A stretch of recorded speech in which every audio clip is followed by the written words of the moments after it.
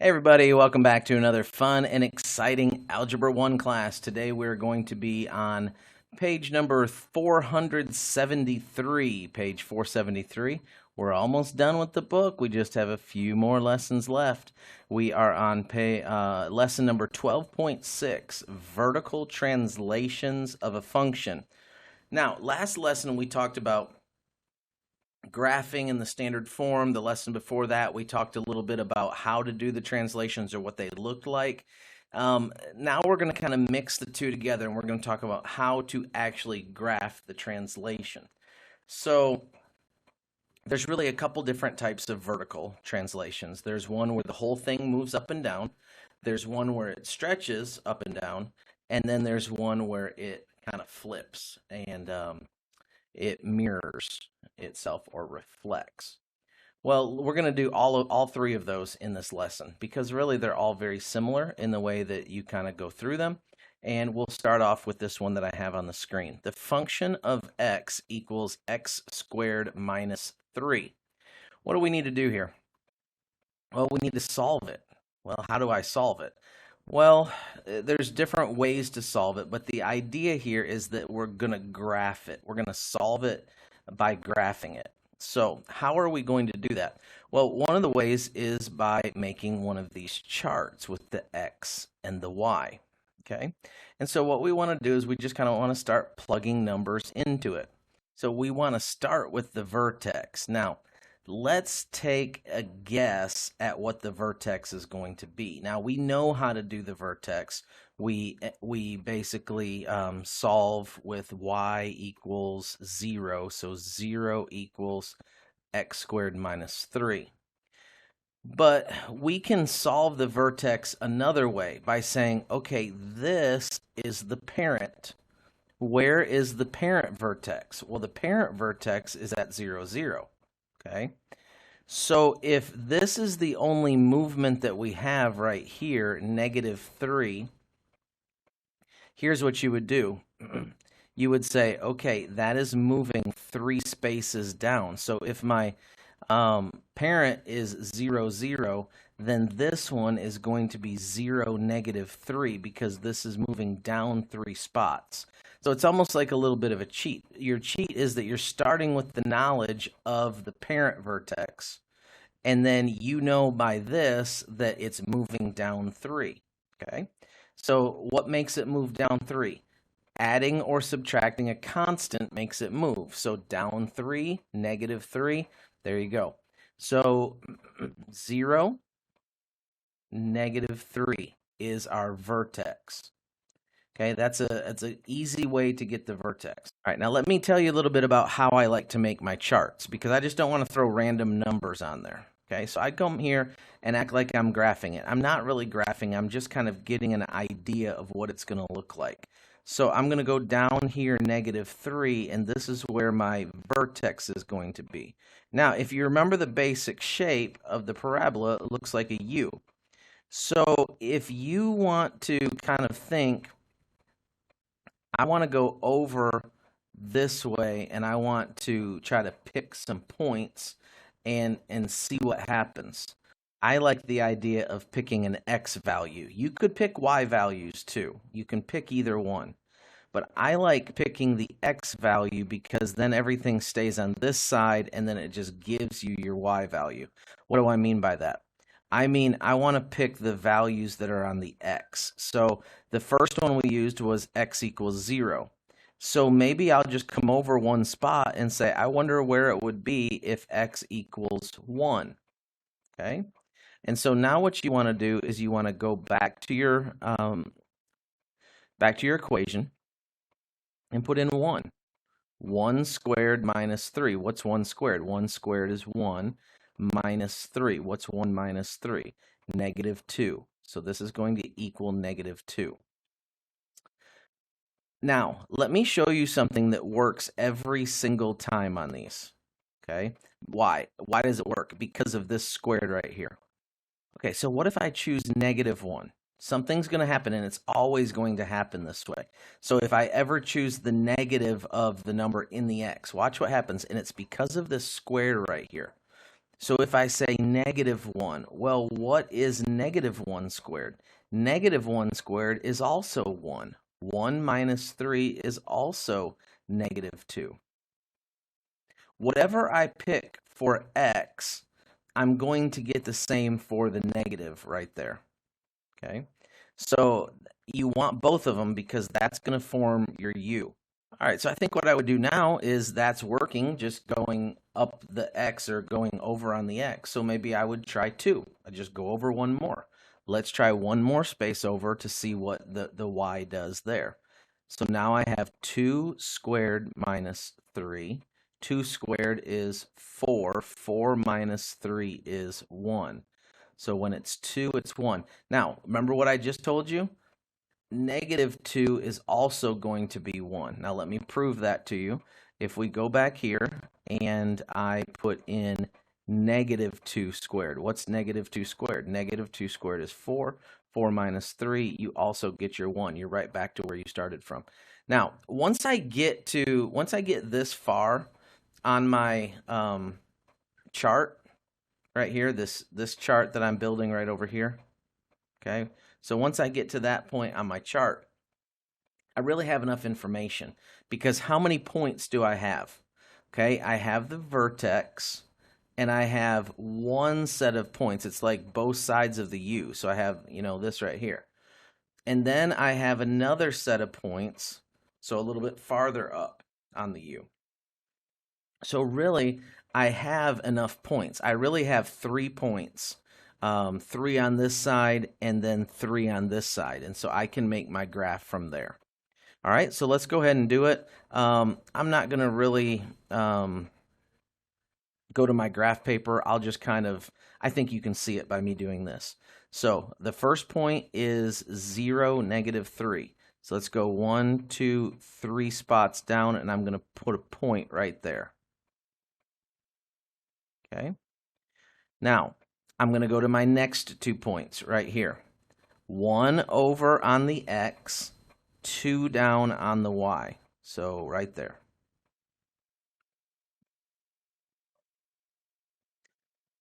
Same thing over here, but I'm going to go negative 1, and I'm still going to go down 2 because it's negative 2. So over 1, down 1, 2. So there's my point right there. Okay.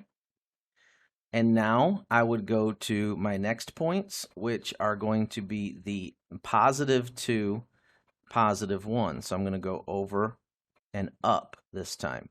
So here's my point right here. And then negative 1 or negative 2, and then up 1. And so there's my point right there. I have enough points. I can just draw my curve. I kind of missed that one just a little bit. Draw my curve. And there it comes up. So there's my parabola. Okay, it's not great, it's not beautiful, but it's good enough. I don't need them to be perfect. You can't draw perfect parabolas without a machine, without a computer or something like that doing it for you. Okay, so that's the way you do it. How do you do it? Let's review real quick. Okay, you find the vertex. You can either find it the way that I showed you in the last class, where you do it mathematically, or you can start at the parent. You can say, okay, there's the parent, and so I'm just going down 3 from the parent. I think that's the easier way. Once you get there, then you just start trying things right next to it on the x. Okay? Try the 1, try the 2, try the 3. Why don't you want to do like 4, for example, or 6? Well, if you counted 6 spots over on you would be like way up here somewhere trying to draw your points. So you want to keep these all real tight to the vertex. The tighter you can keep them to the vertex, the easier your curve is going to be to draw. The farther away from the vertex you get on the x line, okay, the farther up the graph or the farther down the graph, and the harder it's going to be to graph those things. All right, so here's the next one. We have the function of x equals negative x squared. Now you should notice something about that. Okay, that's important right there, that negative x squared. Do you remember what is happening with this? This negative means that there's a reflection going on. Okay? And then this 2 means that there is a down 2 going on. So we've got two things going on. First of all, it's not going up. It's not a smiley face this time, okay? It's a sad face. It's going down, okay? Because that's a reflection. So this one's going down. And the vertex is going to be down 2. So let's kind of sketch that out real quick of what that looks like. So down 2, here's our vertex right here. And then our parabola is actually going to be going something like this because it's reflected down. What's making it reflect down? That negative sign. If you don't remember that, you got to go back to that previous video and watch that again because that's important. That negative sign there is very important. All right, so let's go ahead and let's start doing it. Let's make our little chart here. So where is the vertex on this one? Well, this doesn't really matter on the vertex because this vertex is going to be 0 because there's no movement on the x line here. So -0 or +0, it doesn't matter. Our x is still at 0 because this is the parent function, right? Okay, so -0 doesn't matter. What's this? This is, this up to. I did it wrong. Sorry. It will curve this way. Okay, I'm sorry about that. I wrote that wrong. So some of you were watching that going, hey, that's not the way you're supposed to do it. Okay, you're right. It curves, it starts at the 2 positive. So this one's going to be a +2 on the y. Okay. Now, how are we going to move based on that? Well, remember, I said just pick like one away. Pick 1 and -1. Remember, it's going to give us the same y. 1 and -1 will give us the same y. So we plug that in here and we get a 1. But this is interesting the way this works. Okay, so watch this. So we plug this in and we get a -1 squared. Now, technically it's like this, and the negative is waiting outside for it. Okay? What do I mean by that? We'll just do it and you'll see what I mean by that. And this is where we're going to get our reflection down. So square 1 and we get 1, but it's a negative waiting for it outside after we square it. +2. -1 + 2 is 1. Okay, so that y is going to be 1. This y is also going to be 1 because if we put our negative in here, we still end up with the negative waiting outside for it. Okay, so we do it again. Let's try the 2 this time and the -2 because they're both going to give us the same answer. So we're going to put a negative and then a 2 squared. We could actually put a +-2 squared there because it comes out the same. +2. All right, so we get -4 + 2. What's -4 + 2? -2. So now this time, -2 gives us, or +2 and -2 both give us -2. If you notice what happened right there with this is that's where it's bending down. You see that negative right there on the y, you're going to see it go down. All right, well, let's go ahead and graph it. We have enough points now. So let's go back to our graph. Again, I'm not going to take the time to do a fancy graph here. I might do a fancy one on the last one if I've got any time, but I kind of don't think I will. All right, so let's graph this is the vertex, so it's at 0, 2, so 1, 2. We're going to have a vertex right here. And then we're going to have, we'll graph this one, 1, 1. So it will be 1 over and 1 up right there. -1, 1, 1 over, 1 up. Now we'll do 2, -2. So 1, then -2. It's going to go right about there. And then this one is going to be -2, 2 over here. It's going to be about right there. So here is the curve going downward. Okay. What made it go downward? This negative sign waiting out front. You can't forget that negative sign is waiting out front for the number. Don't square the negative sign with it because it's going to make it positive. That negative sign, if it's negative in the formula, it's waiting out front for it. Okay, let's do one more. All right, so this one has now a number in front of it. This is a multiplier, and what you're going to see is this is going to stretch. This is going to make our parabola tall and skinny. So let's go ahead and put our x and our y out here. If you notice, our y is going to be at -1. So this will still be at 0.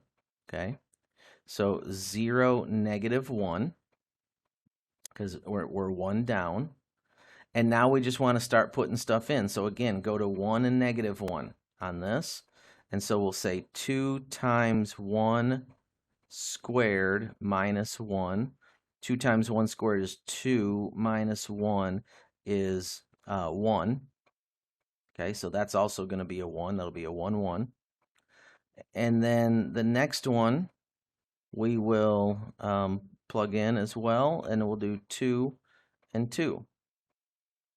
Now this is where you start getting the stretch effect. Okay, and so we'll go here and we'll say 2 times 2 squared minus 1. And that can be a plus minus right there because it comes out the same. So 2 times 4 minus 1. 2 times 4 is 8 minus 1, 7. So both of these are going to be 7. That should be a minus right there. Okay.